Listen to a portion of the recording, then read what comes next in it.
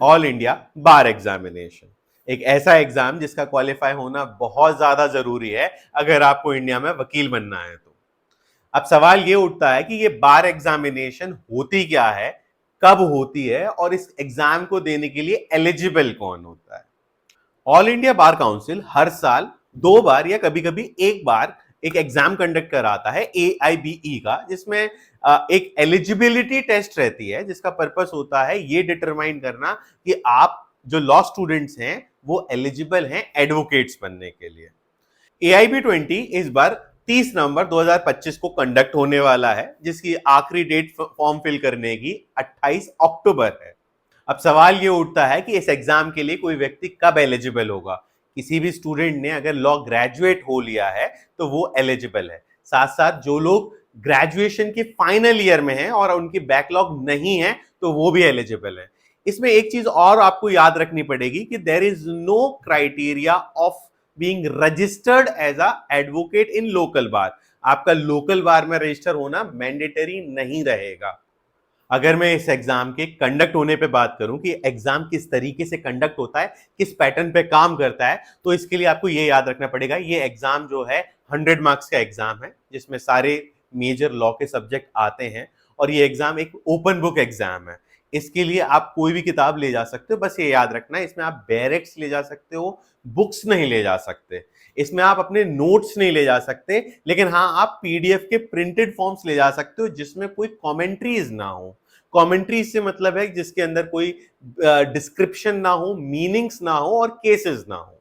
तो इस चीज का याद रखना। डायरेक्ट मार्क्ड हो सकते हैं लेकिन उनपे आप अल्फाबेटिकली या फिर कुछ आप ऐसे डिनोमिनेशंस नहीं लिखोगे जो केसेस फॉर्म में कुछ अदर फॉर्म में होंगे। ये एग्जामिनेशन 3 आवर्स का रहता है, 100 मार्क्स का पेपर आता है, कोई नेगेटिव मार्किंग इसके अंदर नहीं है। अगर मैं इस पेपर के एनालिसिस की बात करूं तो इस पेपर को आपको सिर्फ क्वालिफाई करना होता है। अगर आप जनरल कैटेगरी कहते हैं तो आपको 45 मार्क्स से ज्यादा लाना है और आप दूसरी कैटेगरीज को बिलोंग करते हो तो 40 मार्क्स आपके लिए सफिशिएंट रहेंगे।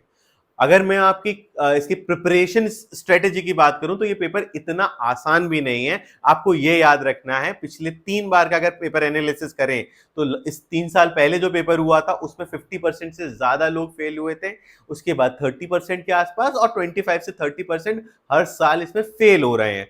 तो हमें एक सिस्टमेटिकल बिहेवियरल स्टडी की जरूरत रहेगी इसमें। अब सवाल ये उठता है इस एग्जाम के लिए स्ट्रेटेजी कैसे बनाई जाए। सबसे पहले आप इस एग्जाम को 2 हिस्सों में बांट दो। इसमें मेजर सब्जेक्ट्स का रोल अलग है और माइनर सब्जेक्ट का अलग है। मेजर सब्जेक्ट्स में जैसे कॉन्स्टिट्यूशन है, BNS है, BNSS है, CPC है, कॉन्ट्रैक्ट है, ये बेसिकली इनकी रेंज जो है कम से कम इसमें 6 से लेकर 10-12 नंबर तक पूछा जा सकता है। तो अब जब हर सब्जेक्ट को इतनी ज्यादा मार्किंग मिल रही है तो आपको इसके बैरेक को बहुत अच्छे से पढ़ना है, इसके केसेस को बहुत अच्छे से करना है, इसकी कमेंट्रीज और इसके ऊपर जो दूसरी एडिशनल बुक्स हैं, रिफ्रेशर बुक्स हैं, उनको भी आप ठीक ठाक पढ़ लेना। ऑन द अदर हैंड में अगर इसके सेकंड पार्ट की बात की जाए जो कि माइनर सब्जेक्ट्स हैं, उन सब्जेक्ट्स को आपको डायरेक्ट रीडिंग कर लेनी है। जैसे टैक्स लॉ है, जैसे IPR है, जैसे कंपनी लॉ है, इन इन डायरेक्ट्स को आप पढ़ सकते हो और आप इन्हें इग्नोर भी कर सकते हो क्योंकि आपको रिमेंबर याद ये रखना है कि आपको सिर्फ क्वालिफाइंग मार्क्स लाने हैं। एक चीज आप बिल्कुल अपने माइंडसेट में क्लियर कर लीजिए, ये एग्जामिनेशन में कोई टॉप नहीं करने वाला, कोई या तो आप फेल होने वाले हो या पास होने वाले हो, तो आपको सिर्फ क्वालिफाइंग है। तो आप अपने बेसिक सब्जेक्ट को स्ट्रॉन्ग कर लो। अब इस वीडियो का सबसे इंपॉर्टेंट पार्ट है कि इसके सोर्सेस क्या होने चाहिए। सबसे ज्यादा इंपॉर्टेंट है कि हम सोर्स क्या इस्तेमाल करें इस एग्जाम के लिए। तो मेरे हिसाब से सबसे पहला सोर्स ऑब्वियस है कि बैरेक्स आपकी ठीक ठाक पता होना चाहिए। दूसरा सोर्स आप गाइड्स भी इस्तेमाल कर सकते हैं, मैं बहुत हाईली रिकमेंड नहीं करता लेकिन हाँ आप इस्तेमाल कर सकते हो। तीसरा सोर्सेस इसके PYQ हैं, प्रीवियस ईयर क्वेश्चंस हैं, उनको आप जरूर लगा के आना क्योंकि ऐसा हुआ है पिछले 3-4 साल के जो भी पेपर्स हुए हैं उसमें 30 से 40% क्वेश्चन रिपीटेड हैं। अगर आपने केवल PYQ लगा लिया तो भी आपके एग्जाम निकालने की प्रोबेबिलिटी बहुत हाई है। इसके अलावा YouTube एक बहुत अच्छा सोर्स है, आप YouTube से बहुत अच्छे से पढ़ सकते हो, एनालाइज कर सकते हो। इसके साथ साथ आपको ये याद रखना है सब कुछ कॉन्फिडेंस है, आप बहुत कॉन्फिडेंस से तैयारी करो, एक बेसिक सी पढ़ाई करो। देखो मैं ये बात बिल्कुल मानता हूं कि एग्जाम बहुत ज्यादा टफ नहीं है क्योंकि ये क्वालिफाइंग एग्जाम है, लेकिन आपको ये फैक्ट भी याद रखना है कि इसमें एग्जाम में लोग फेल होते हैं और इतनी बड़ी फीस, एग्जाम फीस देने के बाद फेल होना और फिर से 1 साल का इंतजार करना मुझे तो ठीक नहीं लगता। आप लोग थोड़ा सा इसे सिंसियरली पढ़ लेना।